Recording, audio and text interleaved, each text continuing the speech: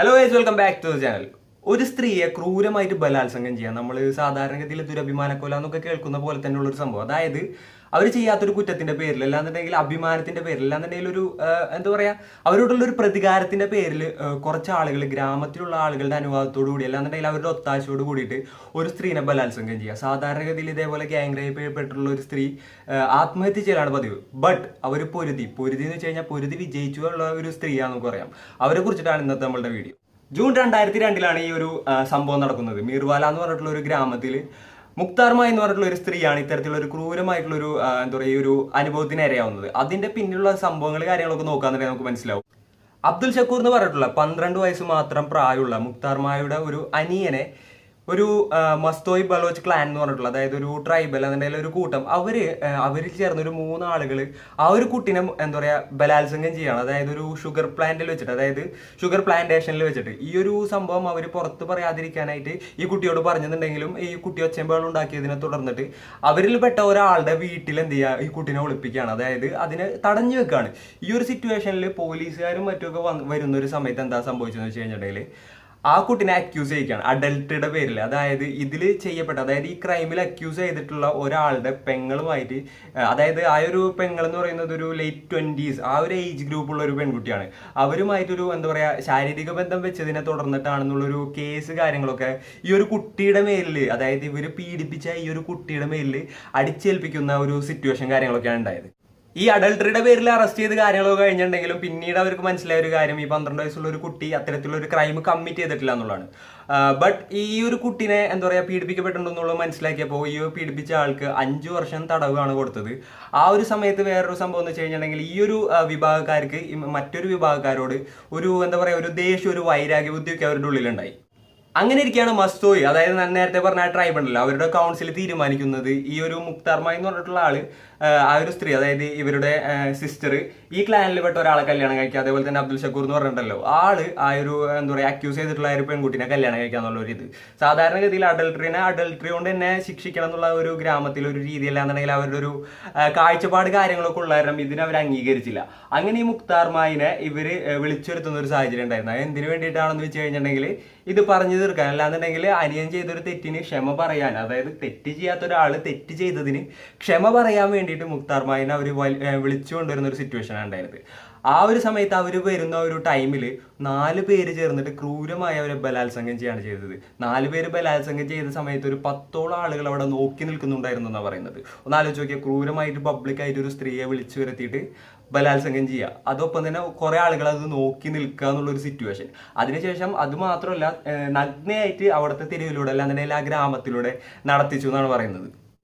ഈ ഒരു സംഭവം പിന്നീട് കേസായി കാര്യങ്ങളായി വിവാദമായി. ഇത് മീഡിയയിലോട്ട് എത്തിയത് എങ്ങനെയാന്ന് പറഞ്ഞു കഴിഞ്ഞിട്ടുണ്ടെങ്കിൽ പാകിസ്ഥാൻ മീഡിയാസ് ഒരുപാട് കാലം സെലിബ്രേറ്റ് ചെയ്തു ഈ ഒരു ന്യൂസ്. നമുക്കറിയാം നമ്മളെ നാട്ടിലൊക്കെ ഇതേപോലെ ഒരു ന്യൂസ് വന്നു കഴിഞ്ഞിട്ടുണ്ടെങ്കിൽ മീഡിയാസ് എന്തായാലും അത് ഏറ്റെടുക്കും. അത്തരത്തിൽ പാകിസ്ഥാൻ മീഡിയ ഈ ഒരു ന്യൂസ് ഏറ്റെടുത്തപ്പോൾ ഈ ഒരു പാകിസ്ഥാനിലാണല്ലോ സംഭവം നടക്കുന്നത്.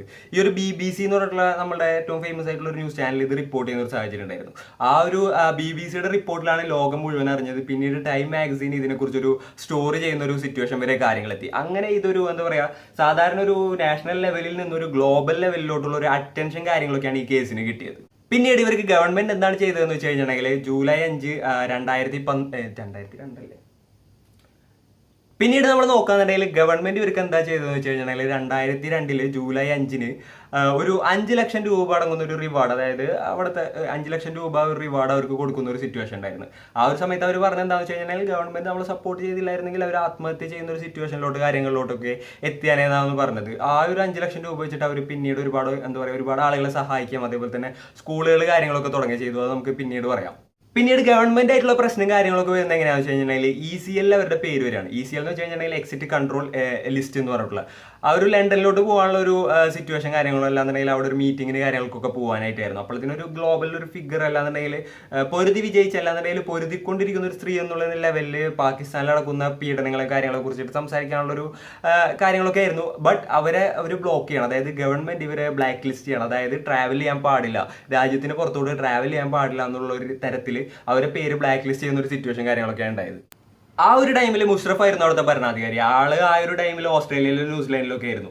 ആ ഒരു ടൈമിൽ ഇവർക്ക് വിസ അല്ലാന്നുണ്ടെങ്കിൽ വിസയും പോട്ടെ എക്സിറ്റ് ചെയ്യാനുള്ള ഒരു അനുമതി നിഷേധിച്ചതിനെ തുടർന്നിട്ട് ആളോട് ചോദിച്ചപ്പോൾ ആള് പറഞ്ഞെന്താണെന്ന് വെച്ച് കഴിഞ്ഞിട്ടുണ്ടെങ്കിൽ ഇവർ പുറത്തോട്ട് പോയിട്ടുണ്ടെങ്കിൽ പാകിസ്ഥാനെ കുറിച്ചിട്ടുള്ള ഒരു ഇമേജ് ചീത്തയാവും എന്നുള്ള ഒരു ലെവലിലുള്ള സംസാര കാര്യങ്ങളൊക്കെ ഉണ്ടായിരുന്നത്. അതുപോലെ തന്നെ വേറൊരു നുണ അടിച്ചിറക്കിയ കാര്യം എന്താണെന്ന് വെച്ച് കഴിഞ്ഞിട്ടുണ്ടെങ്കിൽ ഇവരുടെ അമ്മക്ക് സുഖമില്ല, അതുകൊണ്ടാണ് അവർ പോവാത്തത് എന്നുള്ളത്.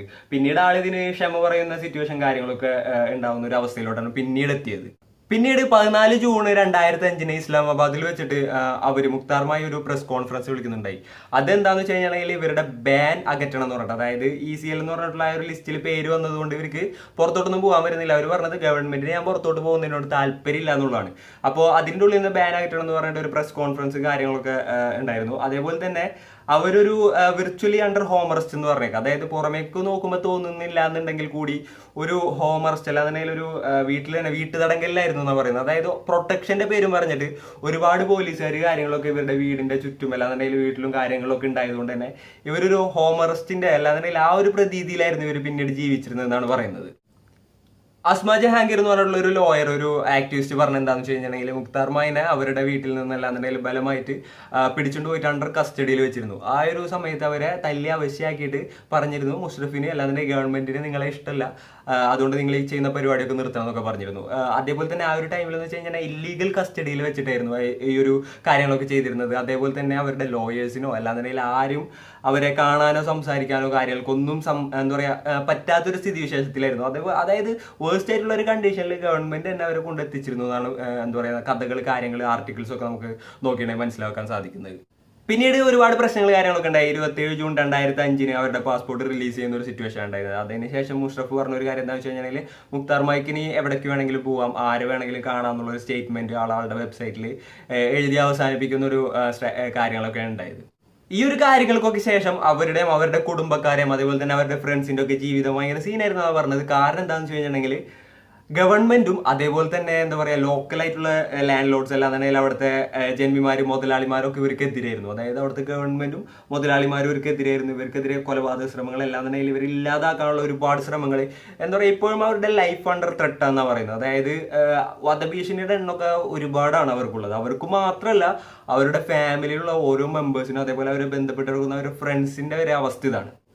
അവരുടെ ഒരു മെയിൻ ആയിട്ടുള്ള ഒരു എയിം ഈ ഒരു പ്രശ്നങ്ങൾ കാര്യങ്ങളുടെ ഒക്കെ ഇടയിൽ അവരുടെ ഒരു മെയിൻ ആയിട്ടുള്ള ഒരു എയിം കാര്യങ്ങൾ ഉണ്ടായിരുന്നത് യങ് ആയിട്ടുള്ള ഗേൾസിനെ അല്ലാന്നുണ്ടെങ്കിൽ പെൺകുട്ടികളെ എഡ്യൂക്കേറ്റ് ചെയ്യുക, അതേപോലെ തന്നെ സ്ത്രീകളുടെ സംരക്ഷണം കാര്യങ്ങൾ ഇത്തരത്തിലുള്ള ഒരു സിറ്റുവേഷനിലൂടെ കടന്നു പോയതുകൊണ്ടായിരിക്കണം അതിന് ഒരുപാട് ഇമ്പോർട്ടൻസ് കാര്യങ്ങളൊക്കെ അവർ കൊടുത്തിരുന്നു.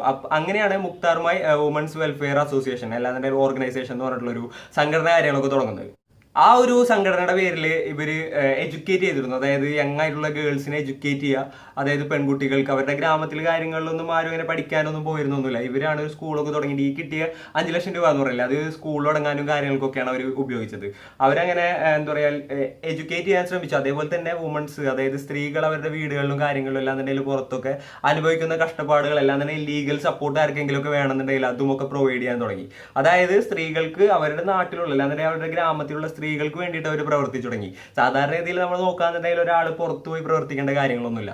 അവർക്ക് നമുക്ക് എവിടെയാണോ എന്താ പറയുക നമ്മളുടെ ബർത്ത് പ്ലേസ് അല്ലാന്നുണ്ടെങ്കിൽ നമ്മൾ നിൽക്കുന്ന ഒരു സ്ഥലം അവിടെ എന്താ പറയുക ശരിക്കും പറഞ്ഞിട്ടുണ്ടെങ്കിൽ അവിടെയുള്ള ആളുകളുടെ പ്രശ്നം സോൾവ് ചെയ്യാനാണ് ഈ മുക്താർ മായി ശ്രമിച്ചത്, ഇപ്പോൾ ശ്രമിച്ചുകൊണ്ടിരിക്കുന്നത്. പിന്നീട് നടക്കുന്ന ഒരു സംഭവം 2008 അബ്ദുൽ ഖയ്യൂം എന്ന് പറഞ്ഞ അവരുടെ സിറ്റിംഗ് ഡിഫൻസ് പ്രൊഡക്ഷന്റെ മിനിസ്റ്റർ ആള് ഈ മുക്താർ മായിയുടെ അമ്മാവനെ വിളിപ്പിക്കാനുണ്ടായത്. ആളെ വിളിപ്പിച്ചിട്ട് എന്താ പറഞ്ഞതെന്ന് വെച്ച് കഴിഞ്ഞാൽ ഈ ഒരു കേസ് ഡ്രോപ്പ് ചെയ്യണമെന്ന്. ഈ ഒരു കേസ് ഡ്രോപ്പ് ചെയ്യണമെന്ന് അതിനെ പറയണമെന്നുണ്ടെങ്കിൽ ഒന്ന് ആലോചിക്കുക. അതായത് ഇവര് അക്യൂസ്ഡ് ആയിട്ടുള്ള അല്ലാന്നുണ്ടെങ്കിൽ അക്യൂസ്ഡ് ആയിട്ടുള്ള മെമ്പേഴ്സ് അല്ലാന്നുണ്ടെങ്കിൽ ഇവരെ റേപ്പ് ചെയ്തിട്ടുള്ള ആളുകൾ എത്രത്തോളം ഇൻഫ്ലുവൻഷ്യൽ ആയിട്ടുള്ള ആളുകളായിരിക്കും. അതായത് അത്ര വലിയ പൊസിഷനിലിരിക്കുന്ന ആളുകൾ വരെ കമ്പൽ ചെയ്തു ഇവരോട് കേസ് ഡ്രോപ്പ് ചെയ്യണം, ഇതുമായിട്ട് മുന്നോട്ട് പോകരുത്, ഇത് കാര്യങ്ങളൊക്കെ പറഞ്ഞിട്ട്. പിന്നീട് ഇവർ അതിന് സമ്മതിച്ചില്ല, കൂട്ടാക്കിയിൽ ഇങ്ങനെ മുന്നോട്ട് പോയി.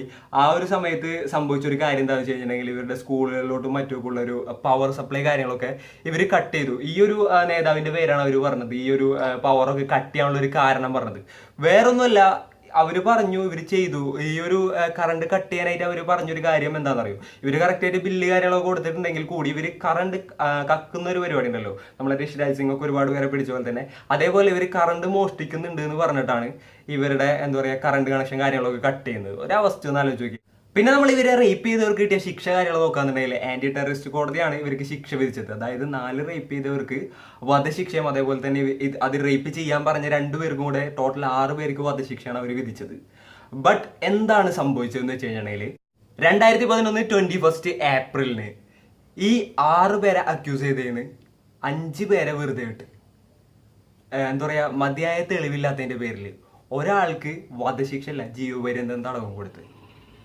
അതുവരെ എത്തി കാര്യങ്ങൾ. ഒന്നാലോചിച്ച് നോക്കിയേ, ഇത്തരത്തിൽ ക്രൂരായ ഒരു സ്ത്രീ ബലാത്സംഗം ചെയ്യപ്പെട്ടിട്ടും ഇത്തരത്തിൽ അവർ ഒരുപാട് പ്രശ്നങ്ങൾ നടത്തിയിട്ട് അല്ലാന്നുണ്ടെങ്കിൽ ഒരുപാട് കാര്യങ്ങളൊക്കെ നടത്തി ലോക ശ്രദ്ധ, മീഡിയ എല്ലാം അവരുടെ പിന്നാലെ വന്നിട്ടും അവർക്ക് കിട്ടിയൊരു ശിക്ഷ അതാണ്. നമ്മളുടെ ലോകത്തിന്റെ ഒരു പോക്കേ.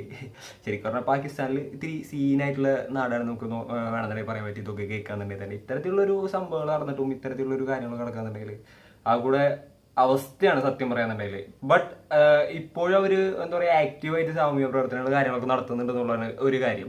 പിന്നെ ഒരുപാട് അവാർഡ്സ് കാര്യങ്ങളൊക്കെ അവർക്ക് കിട്ടിയിട്ടുണ്ട്. അതിൽ മെയിൻ ആയിട്ട് പാകിസ്ഥാൻ ഗവൺമെന്റ് തന്നെ കൊടുത്തൊരു അവാർഡാണ് 2005 ഫാത്തിമ ജിന്ന ഗോൾഡ് മെഡൽ കിട്ടിയിട്ടുണ്ട്. അതായത് ബ്രേവറിക്ക് വേണ്ടിയിട്ടുള്ള ഇതിനെതിരെ പ്രൊട്ടസ്റ്റ് ചെയ്തതിന്, അതേപോലെ തന്നെ ഇതിനെതിരെ സമരം നടത്തിയതിനൊക്കെ ആയിട്ട് ബ്രേവറിക്കുള്ള ഒരു അവാർഡ് കാര്യങ്ങളൊക്കെ കിട്ടിയിട്ടുണ്ട്. പിന്നീട് 2010 ലോറൻഷ്യൻ യൂണിവേഴ്സിറ്റി, കാനഡയിലുള്ള ഒരു യൂണിവേഴ്സിറ്റി, ഇവർക്ക് ഡോക്ടറേറ്റ് കൊടുത്ത് ആദരിക്കുന്ന ഒരു സിറ്റുവേഷൻ വരെ ഉണ്ടായി.